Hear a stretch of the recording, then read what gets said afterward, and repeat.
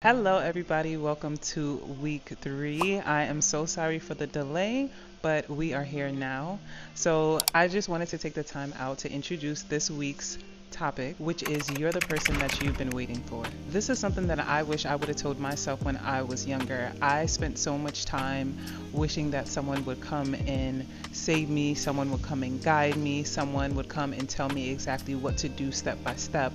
And I didn't realize that that person was me. All I needed to do was step up and do the things that I've been wanting to do. I struggled really badly with not being seen, feeling misunderstood. And when I finally started to build up a little confidence, got my little friends, my little boyfriends, I felt like I was putting a lot of expectations on them. Well, I didn't know it at the time, but I definitely put a lot of expectations on them, and I didn't realize it until later on down the line. And it wasn't something that I communicated, but it was something that I yearned. It was that feeling of just wanting to be saved. So I would just silently wish and hope that someone will finally see me, someone will finally understand me, and just kind of we would go off into the sunset. And it didn't even have to be a romantic relationship. It was with friends, it was with family, just that yearning to have someone understand me at my core and just see me for who I was and who I wanted to be and where I wanted to go. I remember when I used to drink, and there were times when I probably drank a little bit too much. I would call my older brother and I would just be like, "Oh, I want you to come and get me. I don't want to live here anymore. Can you please get a house?" And him being him, I appreciate him so much because he never like made me feel crazy. He was just always like, "Okay, yeah, don't worry. I'm going to work it out. I'm going to figure it out." And every single time that he told me that, I would believe him. Granted, it never happened, but I just needed that. And I'm so grateful that I could say that God put that confirmation, or God put that in his heart to relate to me, because he could have easily just called me crazy or something. It was like a feeling of being stuck, but I wasn't. Like the whole time I didn't need anybody. Like I didn't need anybody to come and save me. I didn't need anybody to like 100% understand where I was coming from in order to move forward. Like that alone, expecting someone to come and save me before I did anything was what was keeping me stuck for a very long time. I just had to man up, woman up, and do what I wanted to do. I had to go after the things that I wanted and not expect anybody to come and help me. And then at that moment, that's when I packed up my car and moved to Atlanta for the first time. And I do not regret it at all. So I say that to say you don't need anybody to start what you want to. It all starts in the mind and figuring out what it is that you want to do and coming up with a plan.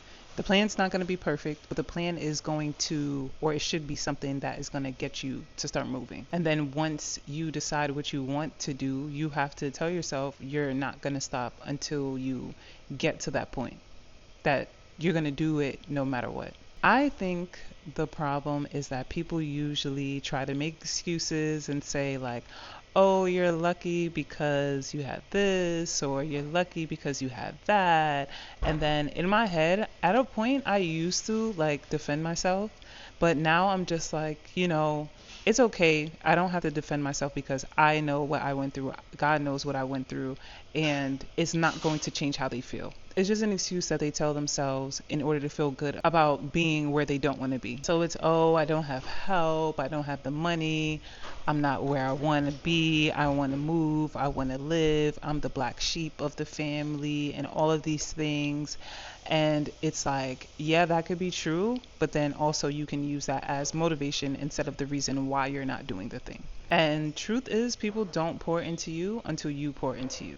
So that's when I realized once I started moving, then I started to see more people gravitating towards me and having better conversations and just putting myself in better situations because I wasn't expecting anybody to do anything for me. I get in my head a lot of the times, and then I'm just like, okay, I need to slow down and get my mind right. Because if my mind is not right, I'm not able to execute anything at all.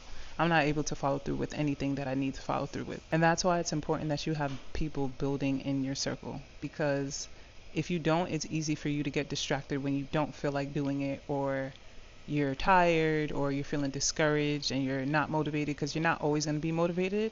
You always have to tell yourself you need to do it, or seeing other people around you doing whatever they're doing is going to be the motivation. And at that point, if you're the only one that is moving forward or moving the needle, doing anything, then I think you need to reevaluate your circle and possibly remove yourself or distance yourself, because at that point, that surrounding can keep you stuck. I feel like I took very long. I kept myself busy with so many unnecessary things because I figured if I kept myself busy, I didn't give myself time to think about a plan and all the things that I truly wanted to do. It was like somewhat of an excuse. Like, I'm busy with these jobs. I'm busy with school. I'm busy with this relationship and this friendship, having fun, drinking, and all these things, when not knowing that it was all a distraction for like the thing that I wanted to do. And I was miserable, upset, crying myself to sleep, praying still, but just trying to figure out what it is that I needed to do, not realizing that I knew what I wanted to do. I just wasn't doing it because I expected it to be some grand gesture or something to give me this major sign to move forward. But all I needed to do was move regardless of the support that I had. I felt like I needed the support in order to move forward, and that's not true.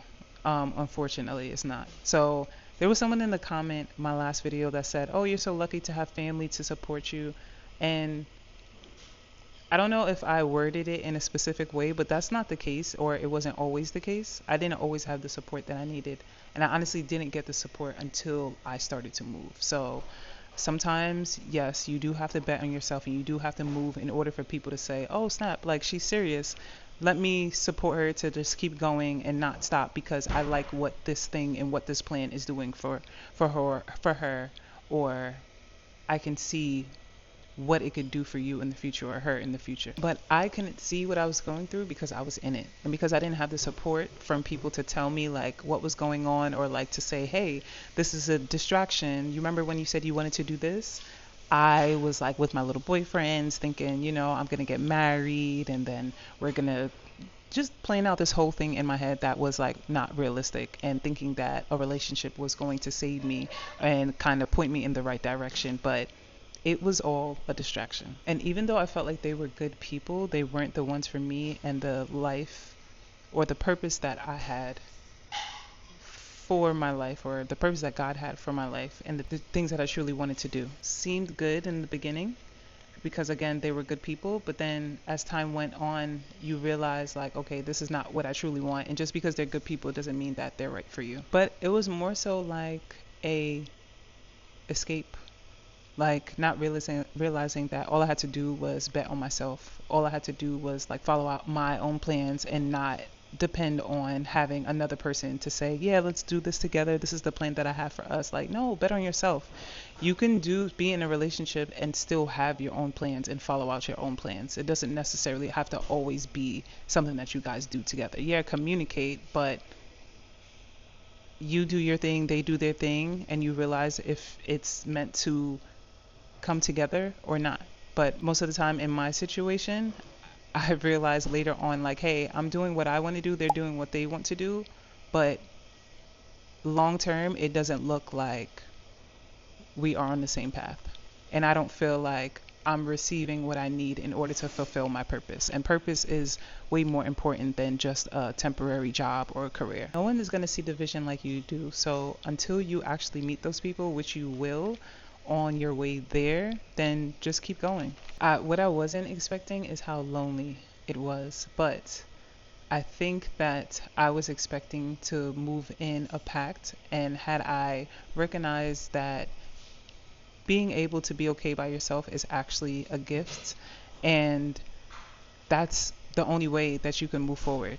If you're not surrounded by the right people, you moving forward is going to bring you along to the right people in your life. Putting in the work is the only way. Everyone wants to say, "Oh, if I won the lotto, or if I got this, things would be different," but you would not know what to do with that money. If you don't know what to do with your money now, you're not going to know what to do with your money when you get that. But the shift for me was like, what am I really waiting on?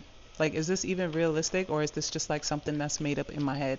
And then when I realized that years were going on and I just still had the same excuse, I'm just like, okay, something has to give, because I don't want another 3, 4, 5 years to go by and I'm still in the same situation. And even when I decided to move, I was still in a relationship at that time, and he had family in Georgia and I did as well. And I guess he supported me or whatever. But even and I had the mindset that if I fail, I could always come back. But you just have to have like that effort moment where it's just like, okay, I just need to at least jump and then figure it out later. It's not the case like that all the time, but if you've been thinking about doing something for a long time, sometimes you just have to do it. You don't know how many people are going to be proud of you when you do that thing. And not saying that you're doing it for other people, but some people need, like, you're the motivation for them. Like, you're the person that is probably going to help them realize that, like, they can do whatever it is that they wanted to do. The person that's going to be the proudest for you is probably going to be yourself. Like, you may not even get that from anybody else, but like I said, like, you're the person you've been waiting for. You're going to be happy for yourself. It's okay to be happy for yourself. You don't need other people. And I went through moments where it's like, I don't care what people think, because me not doing the thing is going to hurt me more than anything else. So me letting myself down is more important than letting anybody else down, except for God. But aside from that, I worry more about letting God down and letting me down than anybody else. I never want to get older and say, I wish I could have, I wish I would have. Like, that's what keeps me keep going and making these jumps and these big decisions, is because how would I feel when I'm older and I'm just like, okay, I wish I would have did that thing. We talk ourselves out of so many things, have so many excuses, and then when you look back, the excuses are not even valid. A practice in mind is, I think you should start with like what you truly want, what you want your end goal to be. And then anything that comes in between that, you just have to say no to it, because it's a distraction. Let's be honest. If you don't have the motivation, follow people on social media. Like, don't be afraid to ask people that are in a better position or in a position that is more ideal for you. Not to say that you want to be like them, but be okay with like asking people questions about things. Sometimes we purposely do things by ourselves and we don't need to. Like, for me, working on myself physically helped me in other areas of my life. So maybe that could be a thing for you too, somewhere to start. It's not cliche. I know it seems like it is, but like I said before, if you look good, you feel good. And it allows you to show up in life in a different way that you probably never expected, because that was like a major turning point in my life. What would you be doing right now if you could? Show up for yourself and take yourself serious. And I'll use this as an example again. This is 7 months of videos. Like, I am going to be consistent no matter what, whether I don't feel like it, whether I'm in a different environment. As you see, I'm not in the same place, but you have to stick to it. If it's something that you want to do, and like I said, you feel like you're going to regret later on, like, just keep pushing through. And that's my goal. So I'm gonna leave off by saying, please don't forget to subscribe. Remember to go to my website if you are struggling with journaling or asking yourself the tough questions, you don't know where to start. You can get prompts on my website. If you are watching these videos, make sure to journal your thoughts, your feelings, your emotions, and I don't think that you're going to regret months down the line or next year going back into this journal or having these conversations with people around you. You're going to remember these tough questions to challenge yourself, the actions to take to challenge yourself. They're going to be worth it. Betting on yourself, you're not going to regret it. And that's what this topic is about. I'm so happy to see you guys again and speak to you guys again. And I cannot wait to speak to you next week.